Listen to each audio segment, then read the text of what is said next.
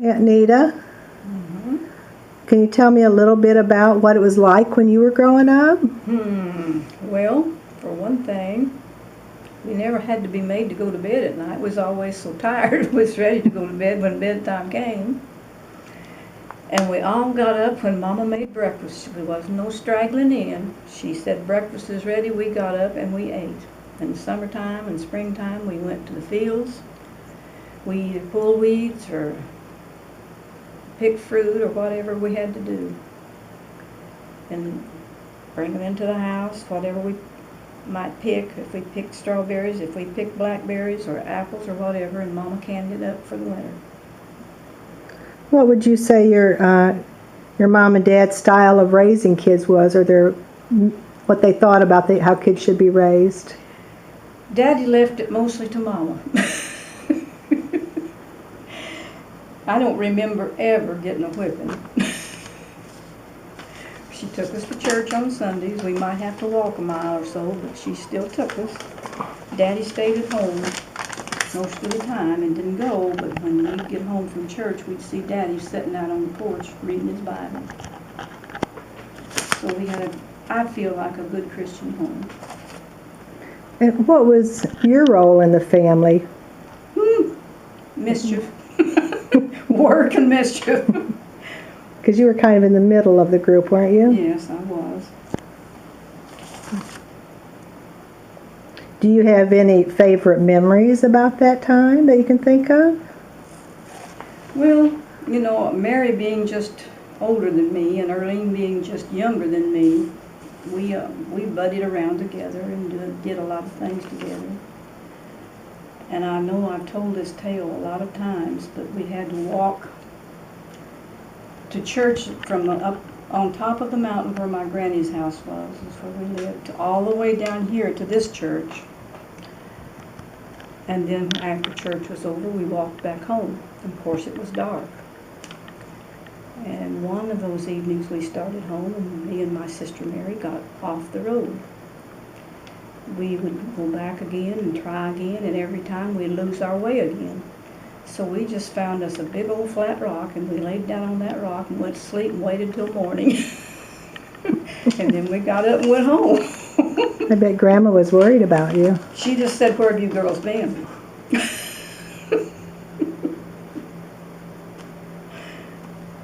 Okay.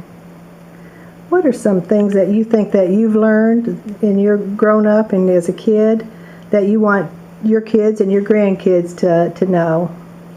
Well, like I said, we always went to church. I'd like for my grandkids, as much as possible, to be taken to church on Sunday, learn about Jesus, which they have been somewhat. I'd like for them to settle down when they get grown up and raise families, get them a good education and raise good Christian families, and be happy. What about relationships do you want to pass on to your family, about whether it's kid-parent or husband-wife? What do you want them to know about having a good relationship? That you don't have to answer back every time somebody might say something that hurts your feelings or irritates you. You don't have to always wind up in a fight. That you should be willing to let some things pass. Anything come to mind about you wish you would have done different in your growing up? Oh yeah, lots of things. Anything you want to mention? I don't know. I seem to have failed her somewhat, I feel like, in raising my own kids. They're both pretty good Christians now, I think, but they had a bad time before this happened. And I'd like to know what I could have done to change that.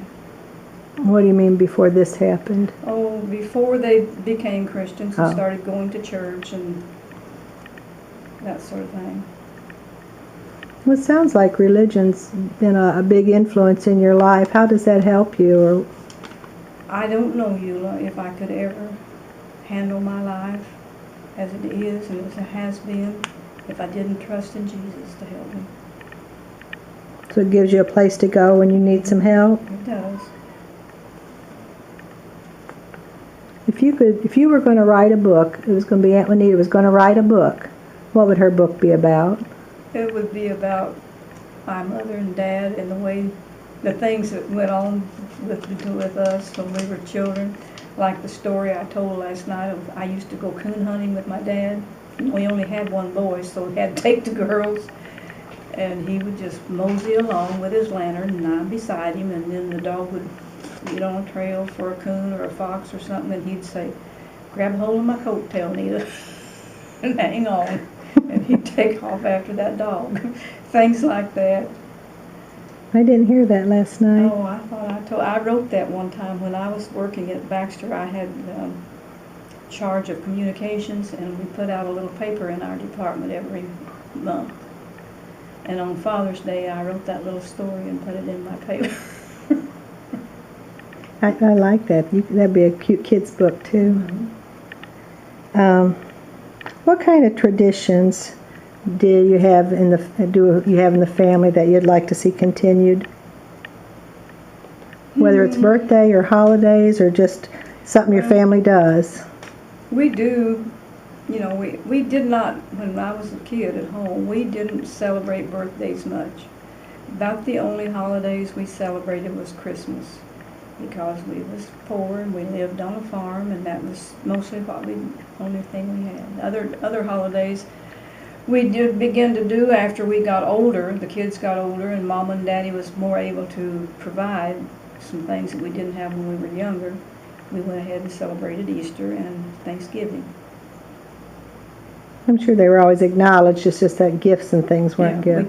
We didn't give out gifts because we didn't have the money to do it. Mom and Daddy worked hard, and we always had enough to eat and a place to live, but we never had a lot of extras like gifts. What about things you did with your own kids, whether it be Christmas traditions and when to give out gifts or when to get together? Or is there anything in particular traditions there? Most of the time, on Christmas, we take the kids to Mama's for holidays. And we put all our gifts under Mama's and Daddy's tree, and we open our presents on Christmas morning. But not only me and my children, but the whole family mostly came home for Christmas.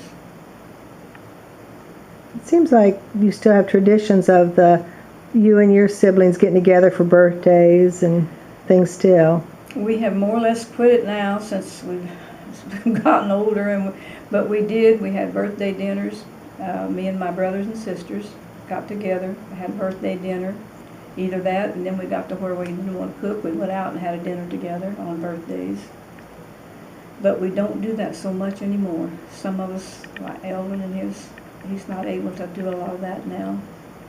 And we're all getting older now and not able to cook a big meal, and so we don't do it so much anymore. What do you want people to know about you, Aunt Juanita? Well, I don't know, that I did my best, I guess, which may have failed to be the best, the good enough sometimes, but you know, I always loved my family, all my family, every bit of it, my children and my grandchildren and my own sisters and brothers and their children and my nieces and everybody. I always loved my family. Is there anything what do you think people will remember you for? What do you want to be remembered for? Oh my goodness. I'm afraid of what they might remember me for. I know you've had a long, full life. I'm just wondering what you want to be remembered for. And some of it was good, Eula, and some of it was not so good. I hope they won't remember the bad times. It was just the good times.